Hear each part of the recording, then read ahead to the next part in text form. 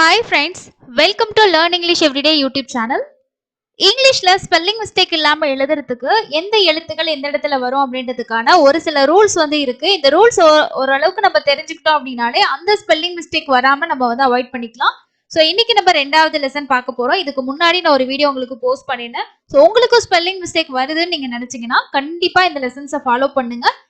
உங்களுக்கு இந்த ரூல்ஸ் தெரிஞ்சுக்கிட்டீங்க அப்படின்னா ஓரளவுக்கு ஸ்பெல்லிங் மிஸ்டேக் வராது. ஏன்னா ரீடிங் பண்ணும்போது நமக்கு ஸ்பெல்லிங் மிஸ்டேக் அப்படின்ற ஒரு விஷயம் இல்ல, அங்க உச்சரிப்புகள் தான் மாத்தி படிப்போம். ஸோ அந்த எழுத்துக்கு என்ன உச்சரிப்பு அப்படின்றத நமக்கு பார்த்து படிக்கும் போது தெரியும். ஆனா எழுதும் போது கண்டிப்பா இந்த மிஸ்டேக்ஸ் வரும்.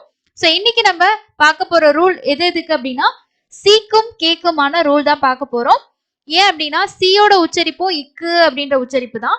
ஸோ கேயோட உச்சரிப்பு என்ன அப்படின்னா இக்கு அப்படின்ற உச்சரிப்பு தான். ஃபார் எக்ஸாம்பிளுக்கு இப்ப நம்ம கேட் அப்படின்னு எழுதணும். கேட் அப்படின்னு எழுதணும். சோ இப்ப நான் கேட் அப்படின்னு சொன்னா நம்ம நிறைய தடவை பார்த்திருக்கோம். அதனால சிஏடி அப்படின்னு எழுதிடும். இந்த வார்த்தை உங்களுக்கு தெரியாத ஒரு வார்த்தைன்னு வச்சுக்கோங்க. இப்ப எழுதணும் அப்படின்னா கேட் இக்கு கூட்டல் ஏ தான் கேயா.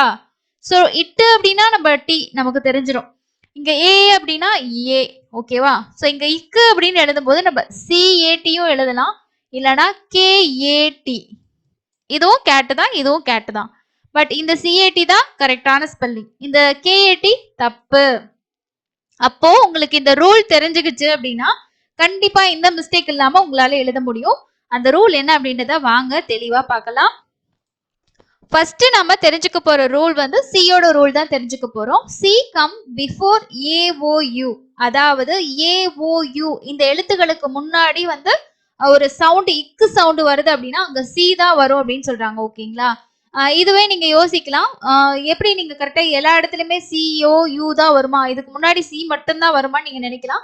மேக்சிமம் பாத்தீங்கன்னா ஒரு ரூல் ஒண்ணு இருக்கு அப்படின்னா அந்த நிறைய வார்த்தைகளுக்கு அந்த மாதிரி வரும்.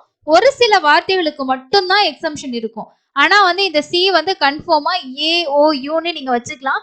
ஏன்னா சிக்கு நமக்கு 2 விதமான உச்சரிப்பு இருக்கு. அது நம்ம தெரியும், படிச்சிருக்கோம். ஒண்ணு இக்கு அப்படின்ற உச்சரிப்பும், ஒண்ணு இச்சு இல்லைன்னா இசு, எப்படி வேணாலும் வச்சுக்கலாம், சா உச்சரிப்பு. இப்போ ஏஓயூ கூட 3 எழுத்து கூட சேருவது சியோட உச்சரிப்பு என்ன அப்படின்னா இக்கு. ஐ கூடையும் அதே மாதிரி உங்களுக்கு இ கூடையும் அண்ட் ஒய், இது 3 கூட வந்துச்சு அப்படின்னா நமக்கு இக்குன்ற சவுண்டே வராது, அதோட சவுண்டே வேற. அதனால எந்த இடத்துல நமக்கு சி இக்கு உச்சரிப்பு ஏஓயூக்கு முன்னாடி வந்துச்சுன்னா நம்ம சி தான் வரும்ன்றத கன்ஃபார்ம் பண்ணிக்கலாம். எக்ஸாம்பிள் பாருங்க, சிஏடி கேட், சிஏடி இங்க ஏ வந்திருக்கு. அப்போ ஏ கே கேட் கேட். அதே மாதிரி யூ வந்திருக்கு பாருங்க, இக்கு ஆ கா அப் கப். அதே மாதிரி இக்கு ஏ கேன் கேன், முடியும் கேன்.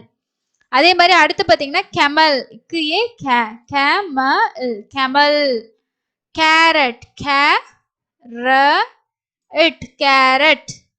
அடுத்து பாருங்க கபோர்டு, கபோர்டு. சோ சி எங்க வரும்னா ஏஓயூக்கு முன்னாடி என்ன வரும், சி வரும். இது சியோட ஃபர்ஸ்ட் ரூல். அடுத்தது நம்ம கேயோட ரூல் பார்க்கலாம். ஸோ கேயோட ரூலும் உங்களுக்கு ஞாபகம் வச்சுக்க ரொம்ப ஈஸி. நான் முன்னாடியே சொல்லிட்டேன், சிக்கு 2 விதமான சவுண்ட் இருக்கு. அதுல இந்த இச்சு சவுண்ட் வருது பாத்தீங்களா, அந்த எழுத்துக்கள் கூட தான் கே வரும். ஸோ கே கம் பிஃபோர் ஐஇஒய், இதுக்கு முன்னாடி தான் வரும். அப்போ சி கூட ஐ வந்துச்சு அப்படின்னா இது சி அப்படின்ற உச்சரிப்பு தான் வரும், கீ அப்படின்ற உச்சரிப்பு வராது.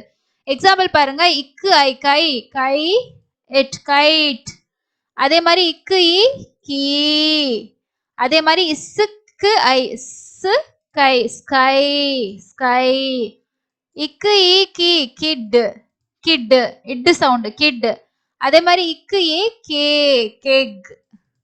அடுத்து பாத்தீங்கன்னா இக்கு இ கீ கீப். நெக்ஸ்ட் ஒன் இக்கு இ கீ இன் கீன். ஸோ அப்போ சிம்பிளா நீங்க ஞாபகம் வச்சுக்கலாம். ஒரு ஸ்கை அப்படின்னு எழுத போறோம்னு வச்சுக்கோங்க, இல்லைன்னா கீ அப்படின்னு எழுத போறேன், கீழே உங்களுக்கு தெரிஞ்சதுதான். ஒரு கீன் அப்படின்னு எழுத போறீங்க. ஸோ இக்கு இ கீ இன் கீன்.